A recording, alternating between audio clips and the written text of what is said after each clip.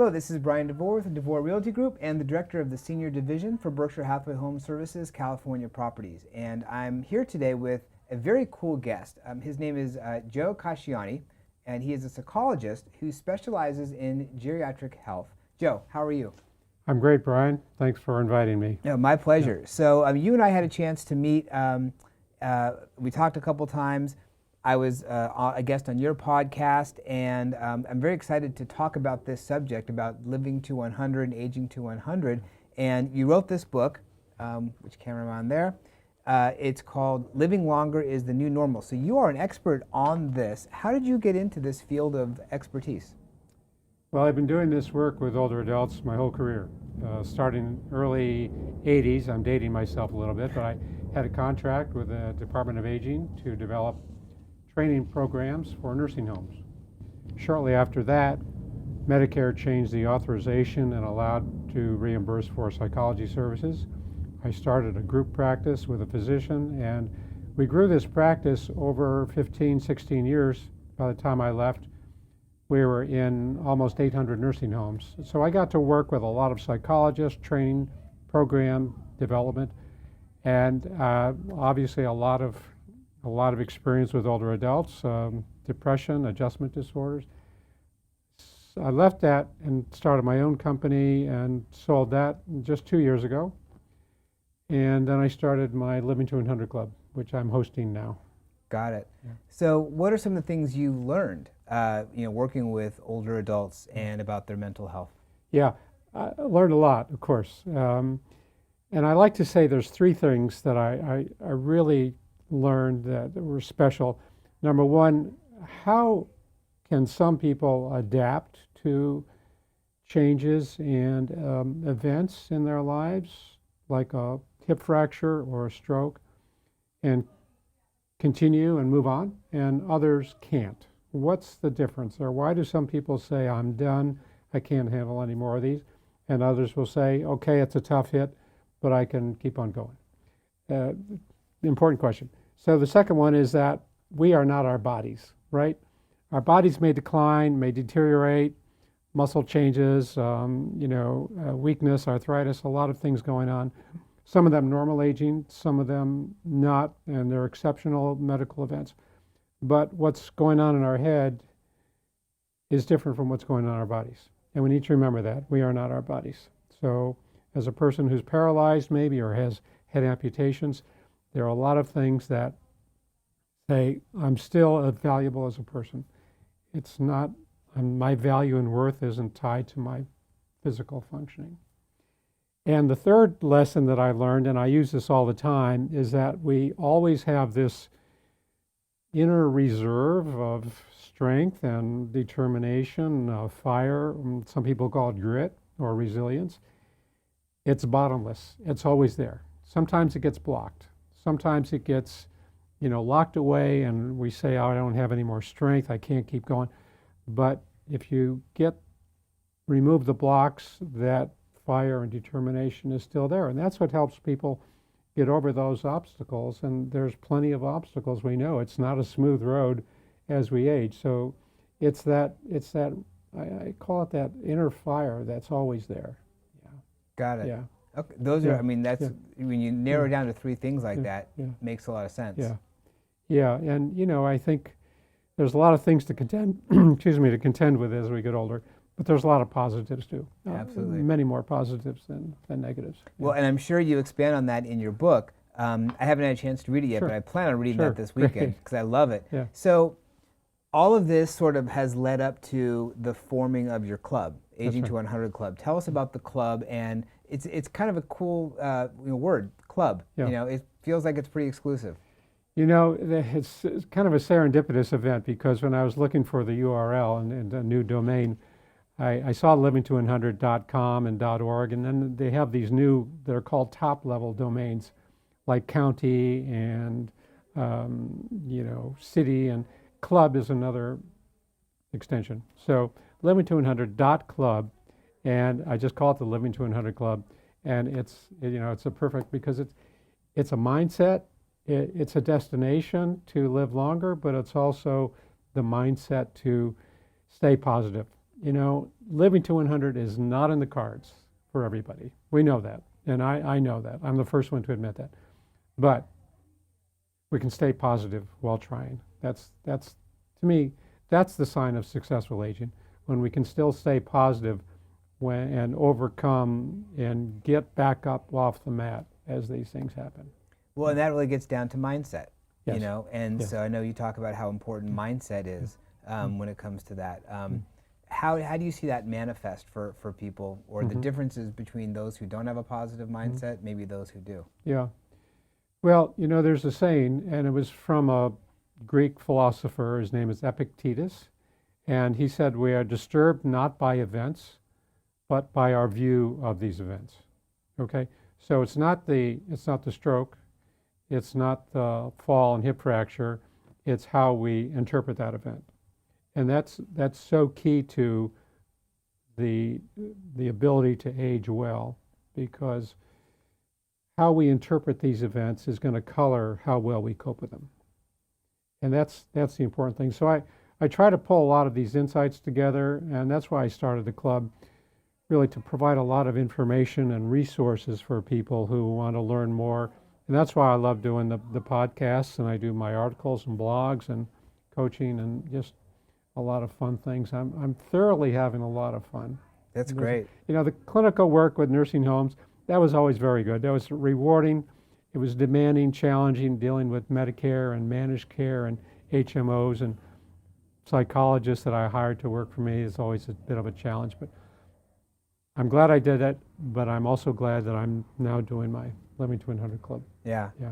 We have your website on the back here, and Yeah. we can see, work with Dr. Joe, your podcast, your blog, your resources. So what are the types of things that people can get from this on a regular basis, visiting your website? Sure.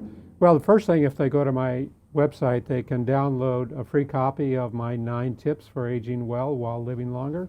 It's a PDF. It's, I think, about 20 pages, and it really captures a lot of what I'm talking about here.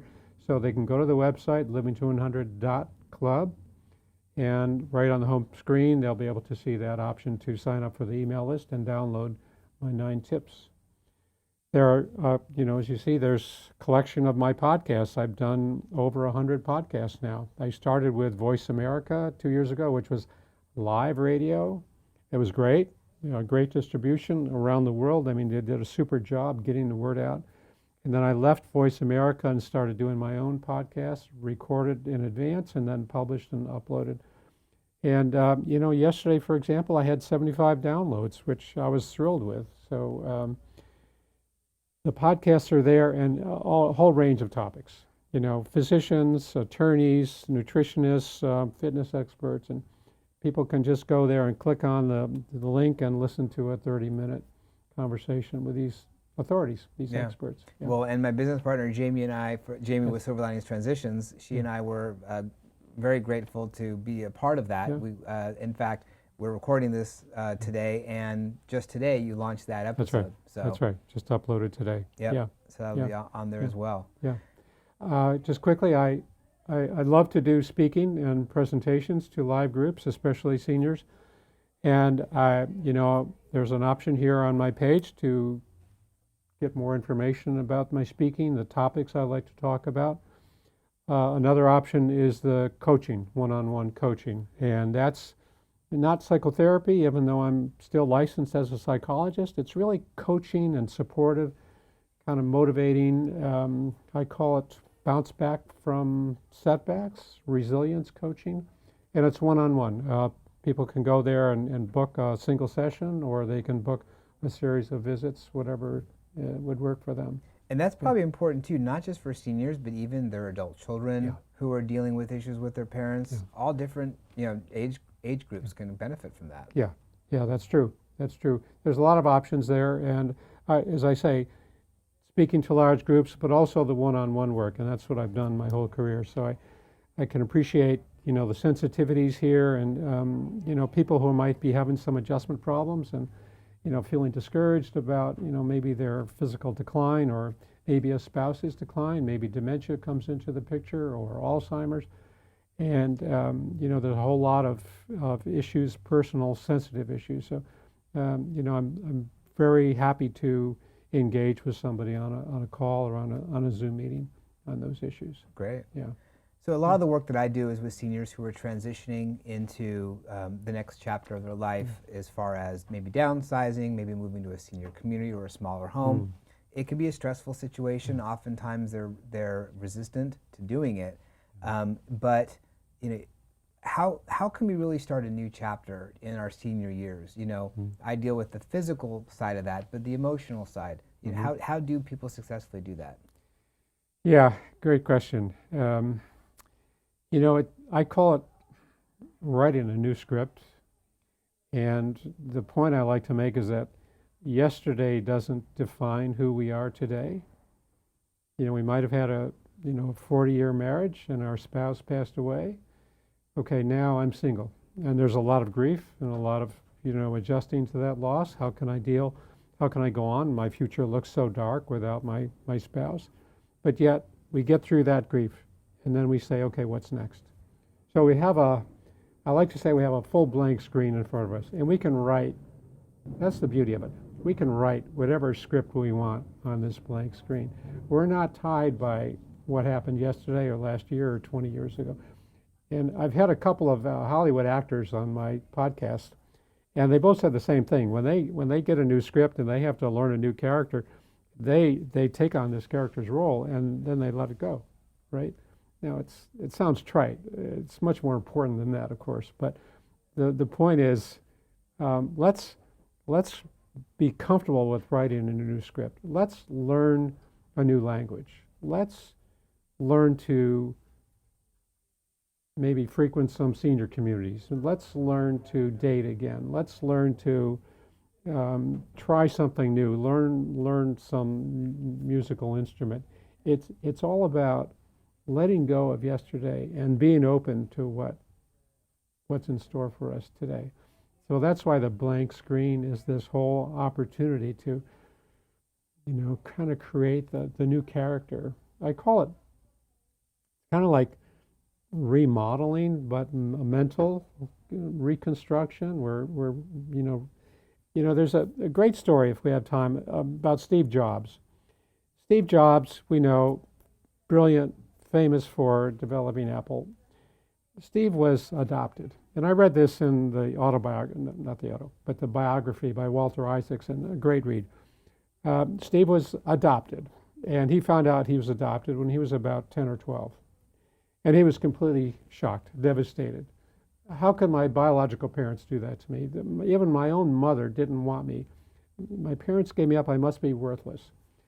So the adoptive parents found out about this, and they said, no, Steve, when we saw you, you were the most important infant that we had ever seen. You were the most important person to us. And suddenly, Steve's self-image shifted from dark to light.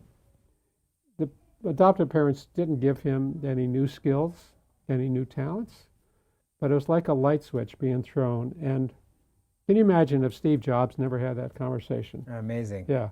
No Apple, no iMac, no iPhone. Maybe we'd all be using BlackBerries. I wouldn't have this watch. Yeah. So you think about, are there other conversations or other insights that people can have today that can shift that same image? Because maybe the past has been rough or bumpy, or maybe some real financial strain or bankruptcy. Whatever's going on, that doesn't have to color where we are today and what's ahead of us. Absolutely. Yeah. Well, it gets down to mindset. Yeah, mindset. A lot That's comes right. down to that for Change sure. that mindset, flipping that switch. That's right. Yeah. So if people want to join the club or learn more about you and how you can help, how can people reach you? Yeah, certainly go to my website, livingto100.club. Yeah, there's plenty of options there. As I mentioned, you can download my 9 tips. You can access my other information, the blog. You can get on my mailing list, so you get these announcements about our weekly podcasts. Like, Bryan mentioned, we had one today. And I do a newsletter once a month. I just sent out my newsletter yesterday for November. Just a collection of, articles and insights and recommendations for people.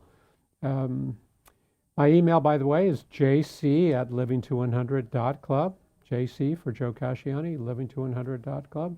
And, I I look forward to hearing from people because I love to engage and, talk about possibility and opening new doors. That's my thing. I like to call it opening new doors. No, I love that. Yeah. And I got your newsletter Yeah. yesterday. I started Yeah. reading it. I'm like, I Yeah. need more time to digest this. A lot of good information. Yeah. Very Great. good. Joe, Thank you. thank you very much. You're welcome.